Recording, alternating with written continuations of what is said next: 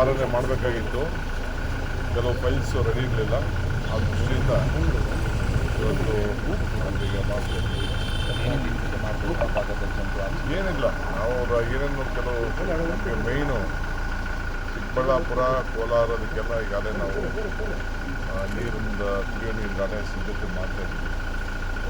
ಆಮೇಲೆ ಕೆಲವು ಸ್ಮಾಲ್ ಬೆಂಗಳೂರು ಡಿವಿಷನಲ್ಲಿ ನೀರಾವರಿ ಇಲಾಖೆಗೆ ಸಂಬಂಧಪಟ್ಟ ಕೆಂಪೇಗೌಡ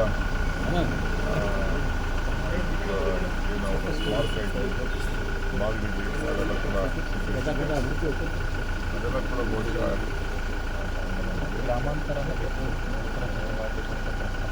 ಅದು ಅವ್ರದ್ದೆಲ್ಲ ಬೇಡಿಕೆ ಇದೆ, ಪ್ರಸ್ತಾವನೆ ಇದೆ.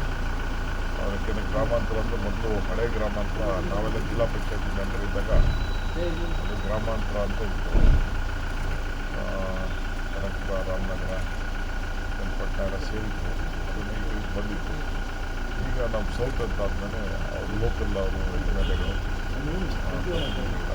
ರಿಕ್ವೆಸ್ಟ್ ಮಾಡಿದ್ದಾರೆ. ಅದನ್ನು ಪ್ರಸ್ತಾವನೆ ಮಾಡಿದ್ದಾರೆ. ಸುರ್ಜೇವಾಲ ಅವರು 2 ದಿನ ಶಾಸಕರ ಅಭಿಪ್ರಾಯ ಎಲ್ಲಾದರೂ ಶಾಸಕರ ಅಸಮಾಧಾನ ಎಲ್ಲೂ ಇರಲಿಲ್ಲ. ಯಾರ ಅಸಮಾಧಾನ ಇರಲಿಲ್ಲ. ಅವರು ಪಾರ್ಟಿ ವಿಚಾರದಲ್ಲಿ, ಸಂಘಟನೆ ವಿಚಾರದಲ್ಲಿ ಕೆಲವು ರೆಸ್ಪಾನ್ಸಿಬಿಲಿಟಿ, ಅಕೌಂಟಬಿಲಿಟಿ ಫಿಕ್ಸ್ ಮಾಡ್ತಾ ಇದ್ದಾರೆ. ಏನೇನು ಮಾಡಬೇಕು, ನಿಮ್ದೇನು, ಈಗಿಂದಲೇ ಯಾವ ರೀತಿ ಎಲೆಕ್ಷನ್ಗೆ ಸಿದ್ಧತೆ ಮಾಡ್ಕೊಳ್ಬೇಕು ಅನ್ನೋದನ್ನ ರೆಡಿ ಮಾಡ್ತಾರೆ. ಸರ್, ಇಕ್ಬಾಲ್ ಅನ್ಸರ್ ಅವರು ನೋಟಿಸ್ ಇಶ್ಯೂ ಮಾಡಿದ್ದೀರಾ ನೀವು? ಅವ್ರಿಗೂ ನೋಟಿಸ್ ಕೊಡ್ತೀನಿ, ಬೇರೆಯವ್ರಿಗೂ ನೋಟಿಸ್ ಕೊಡಲೇಬೇಕಾಗ್ತದೆ. Discipline important. ನಾನು ಯಾರಿಗೂ ಅವ್ರಿಗೆ ನೀವು ನನ್ನ ಹೆಸರು ಹೇಳಿ ನನ್ನ CM ಮಾಡಿ ಅವೆಲ್ಲ ಅವಶ್ಯಕತೆ ಇಲ್ಲ. ಈಗ ಈಗ CM ಮುಖ್ಯಮಂತ್ರಿ ಇರ್ಬೇಕಾದ್ರೆ ಬೇರೆಯವ್ರದ್ದು ವಾಪಸ್ ಯಾರು ಹೇಳೋದು DK ಅವರು ಪಕ್ಷಕ್ಕೆ ಕಷ್ಟಪಟ್ಟು ನನ್ನಂಥವ್ರು 100 ಜನ ಕಷ್ಟಪಟ್ಟಿದ್ದಾರೆ. ನಾನು ಒಬ್ಬರೇ ಪಟ್ಟಿದ್ದೇನೆ.